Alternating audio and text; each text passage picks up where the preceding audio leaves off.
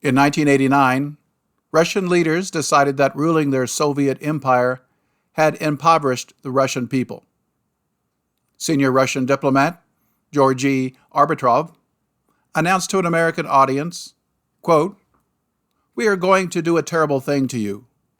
We are going to deprive you of an enemy," end quote. The Soviet Union disbanded, and the American empire proudly declared that it had won the Cold War. The American military-industrial congressional complex worried that it could no longer justify massive military budgets. It quickly found new enemies in the Balkans and Middle East, but they didn't justify new nuclear weapons or ultra-expensive aircraft and ships. They needed to restart the war on Russia. After the Cold War ended, the Warsaw Pact disbanded, and Russian forces went home. There was talk about disbanding NATO, which was formed to protect Western Europe from the now defunct Soviet Union. The European Union was formed in 2003 with twice the population of Russia and 10 times its economic power. The EU began forming military battle groups to deploy if needed for security and peacekeeping. So why did NATO still exist? American congressmen talked about a peace dividend that would occur as billions of dollars spent on NATO each year was redirected toward needs at home. Unfortunately, sinister elements in the U.S. government began quiet efforts to undermine peace by expanding NATO. The Pentagon began providing military aid and dispatched National Guard units to former Warsaw Pact nations and former Soviet republics for annual training exercises. Military officers from these nations were invited to attend American and NATO military schools. Expanding NATO was never its mission, as explained at the beginning of a video produced by Tales of the American Empire, the NATO conquest of Eastern Europe.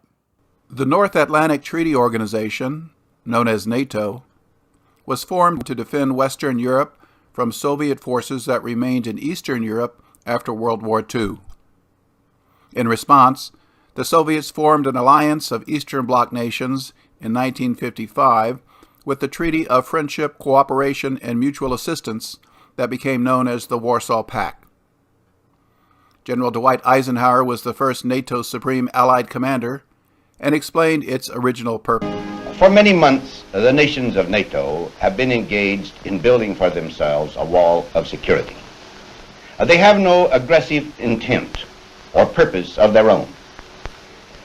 They desire only to live in peace behind the defenses that they themselves collectively build to protect their own freedoms, which they themselves have earned. After assuming that post in 1951, General Eisenhower wrote about NATO's goal, quote, "If in 10 years all American troops stationed in Europe for national defense purposes have not been returned to the United States, then this whole project will have failed." It did fail because 7 decades later, long after the Soviet Union dissolved, NATO still exists with thousands of American troops deployed throughout Europe. Russian efforts to join the European Union and NATO were rejected because the United States needed a Russian threat to expand NATO. Proof is found in a 2016 news article from the U.S. Army, link below, where Major General Lawrence Haskins explained that the California National Guard was assigned to train the armed forces of Ukraine starting in 1993, just 2 years after the Cold War ended. The U.S. Army built a large training facility in Ukraine and other neutral nations in Eastern Europe. They were manned by American soldiers and also provided a base for NSA spy operations and CIA political manipulations. This effort was very successful, as nations that had never considered joining NATO suddenly wanted membership. This upset the Russians, but American imperialists claimed the United States never promised that NATO would not expand. There are lots of documents proving otherwise. See the article linked below, How America Double-Crossed Russia and Shamed the West. Neocon imperialists insist these were just verbal assurances and nothing was put in writing, but overlook the Founding Act, an official NATO-Russian agreement signed in 1997 and linked below. It does not prohibit NATO expansion, but does prohibit the, quote, additional permanent stationing of substantial combat forces. As NATO combat units appeared at new bases in Poland and Baltic nations, American generals used doublespeak when asked about the American Armored Brigade in Poland and the NATO armored battalions in the Baltics. They stated these units were not permanently based at these locations, but only stay for 9 months when they are rotated home and replaced by another unit. The Founding Act also banned the threat or use of force against each other, as well as against any other state. Serbia, which was called Yugoslavia before 2006, had openly resisted demands to open its economy to Western banks and corporations, and refused to join the European Union. As a result, Serbia was demonized and targeted for destruction. An ongoing rebellion by some Albanian immigrants in Serbia's province of Kosovo was chosen as a NATO cause. The American CIA began shipping arms to the Islamic Kosovo Liberation Army and transported hundreds of al-Qaeda mercenaries to Kosovo to attack Serbian soldiers. This increased the level of violence, and Serbia was blamed. American President Bill Clinton ordered a massive bombing campaign in Serbia without authorization from the United Nations or U.S. Congress. The bombings failed to force Serbia to grant Kosovo independence. The United States declared victory anyway and accepted the original proposal that foreign peacekeepers could arrive to protect Muslims. Tales of the American Empire produced The Empire Bombed Serbia to Seize Kosovo in 1999. About this illegal slaughter, that was supported by some U.S. congressmen. Because back then, when I was in your position, I was suggesting we bomb Belgrade. I was suggesting that we send American pilots in and blow up all the bridges on the Drina. I was suggesting we take out his oil supplies. Russian Premier Vladimir Putin was elected in 1999 after this 78-day bombing campaign in Serbia, which has historically been an ally of Russia. That same year, 3 former Warsaw Pact nations, the Czech Republic, Hungary, and Poland, were brought into NATO. In 2002, the United States suddenly withdrew from the landmark anti-ballistic missile treaty.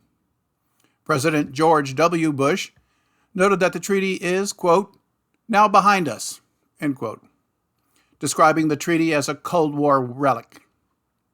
Signed in 1972, the treaty barred both the United States and the Soviets from deploying defenses against long-range ballistic missiles to discourage a further buildup of offensive nuclear forces. Another Russian ally was soon targeted for conquest.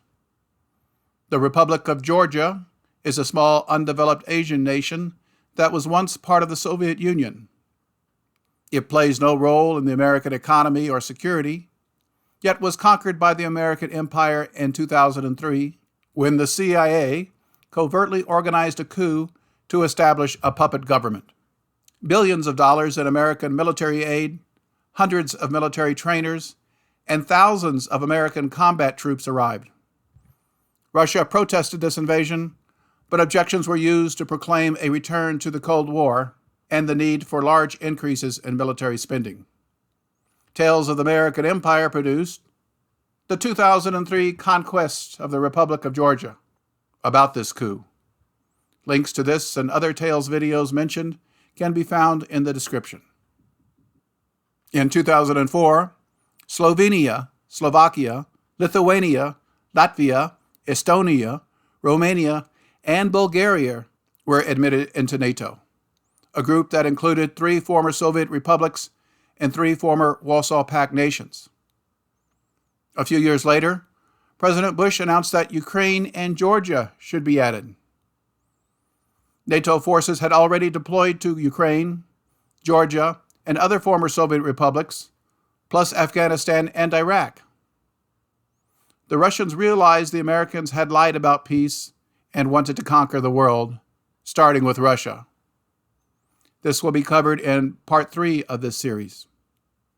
The United States had transformed NATO from a defensive alliance into a collection of European vassal states to help the American empire conquer the world. This growing threat to Russia was obvious to anyone who followed events, like famous American political commentator Noam Chomsky. There were negotiations between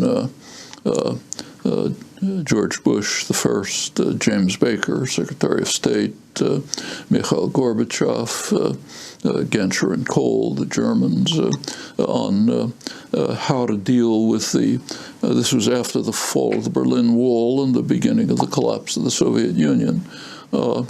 Gorbachev made an astonishing concession. Astonishing. He agreed to allow Germany, now unified, to join NATO, a hostile military alliance. Just look at the history of the preceding years.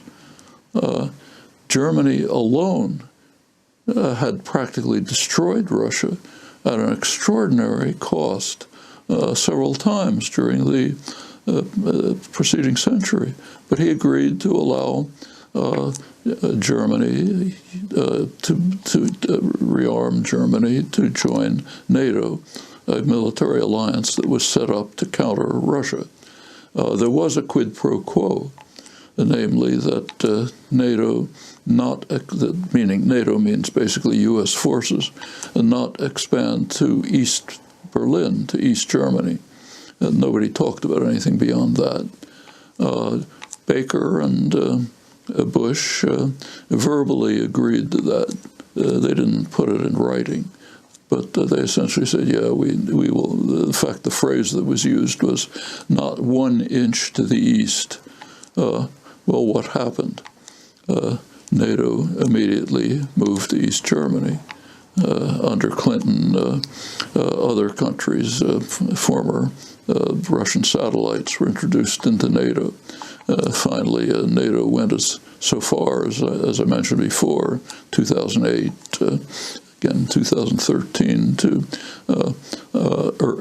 suggest that even Ukraine, right at the heartland of Russian strategic concerns, any Russian president, didn't matter who it was, any Russian leader, that they join NATO.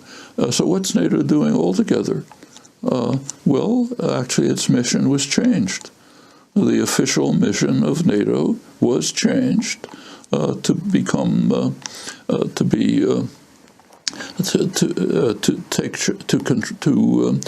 control and safeguard the global energy system, sea lanes, pipelines, and so on. And of course, on the side, it's acting as an intervention force for the United States. Is that a legitimate reason for us to maintain NATO? To be an instrument for a U.S. global domination?